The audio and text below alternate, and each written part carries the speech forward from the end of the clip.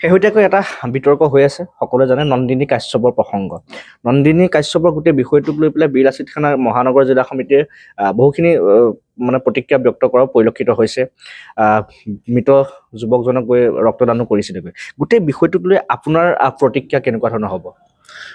আমাৰ ল'ৰাখিনিৰ কথা আছিল যে যেতিয়া বিপদত পৰিব প্ৰথম আমাৰ সৈনিকসকলে সহযোগ কৰিবলৈ অগ্ৰসৰ হ'ল। ল'ৰাজন মেডিকেলত তাত নিয়াৰ পৰা তেওঁলোকৰ যিবিলাক তেজৰ প্ৰয়োজন হৈছিল, তেজ যোগান ধৰালৈকে আমাৰ গুৱাহাটীৰ মহানগৰ সমিতিৰ গোটেই সৈনিকসকল তেওঁলোকৰ তাত আছিল আৰু তেজো তেওঁলোকক দিছিল। দুৰ্ভাগ্যক্ৰমে ল'ৰাজন ঢুকাই থাকিল। আৰু এক্সিডেণ্ট সদায় এটা এক্সিডেণ্ট, এইটো অকস্মাতে হোৱা এটা বিষয়।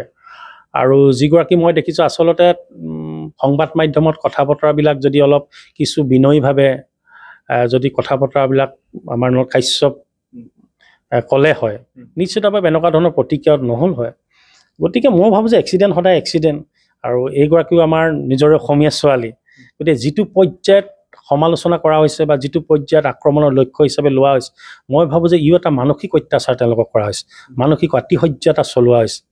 ইয়াৰ পৰা আঁতৰিব লাগে। কিন্তু এটা বস্তু যে যিটো ন্যায় পাব লাগে, ল'ৰাটো ঢুকালে, ন্যায় যাতে আইনে নিজৰ পথ লয়, তাকে আমি আহ্বান জনাইছোঁ। আপোনালোকৰ এটা ভগ্নী সংগঠনৰ জন্ম দিয়া হৈছে। এই সংগঠনটোৱে কামসমূহ কেনেধৰণে কৰিব? যুৱক যুৱতীসকলক সংস্থাপনৰ কিবা ব্যৱস্থা থাকিব নেকি? অন্য হাতেদি এই সংগঠনটোৰ জৰিয়তে নাৰীৰ সুৰক্ষা দিশটো কেনেধৰণে চোৱা হ'ব? বীৰাংগনা, আচলতে বীৰাংগনা যিটো বাহিনী, বীৰ লাচিত খানাৰ আজি 6 বছৰ 7 বছৰ প্ৰায় প্ৰত্যেক জিলাত 100-200টা মহিলা সৈনিক আমাৰ আছেই। এতিয়া আমাৰ কথাটো হৈছে তাক এটা খুব সংঘবদ্ধ ৰূপত মহিলাৰ সবলীকৰণৰ সমান্তৰালভাৱে পাকঘৰটো আমি কেনেধৰণে চলাব পাৰোঁ। কাৰণ মানে পাকঘৰটোৰ পৰাই গোটেই ঘৰখন পৰিচালিত সুন্দৰকৈ। গতিকে পাকঘৰটো কৰিবৰ কাৰণে তাত অৰ্থনৈতিক দিশবিলাক আছে, সেই কথা বতৰাবিলাক আমি কেনেকৈ আগবঢ়াই লৈ যাব পাৰোঁ। বা আজি আপুনি দেখিছে মহিলাসকল কোনোবাখিনি 1500 টকীয়াৰ কাৰণে বা বিভিন্ন অৰুণোদয়ৰ কাৰণে যেনেধৰণে মানে ঢাপলি মেলিবলৈ আৰম্ভ কৰিছে, শাসকীয় দলবিলাকে তেওঁলোকে নিজৰ স্বাৰ্থৰ কাৰণে যেনেধৰণে ব্যৱহাৰ কৰিছে, তাৰ পৰা যাতে মহিলাকক আমি সজাগ সচেতন কৰিব পাৰি, তেওঁলোকক স্বাৱলম্বী কৰি তুলিব পাৰি, এই বিভিন্ন ক্ষেত্ৰত সকলো দিশ যাতে সাঙুৰি কৰিব পাৰে, তাৰ কাৰণে আহিবলগীয়া বীৰাংগনা বাহিনীয়ে কাম কৰিব। তাৰ সমান্তৰালভাৱে জাতি যেতিয়াই বিপদৰ সংকেতটো পাবই, যেতিয়া অশুভ শক্তিবিলাকে জাতিটোক ভাঙিবৰ কাৰণে চেষ্টা কৰিব, তেতিয়া এটা জাগ্ৰত ৰূপত বীৰাংগনাৰ বেকেৰে আমাৰ টীমটোৱে নিশ্চিতভাৱে কাম কৰিব।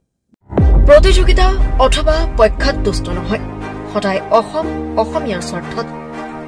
MMD focus অপ্ৰতিৰোধ।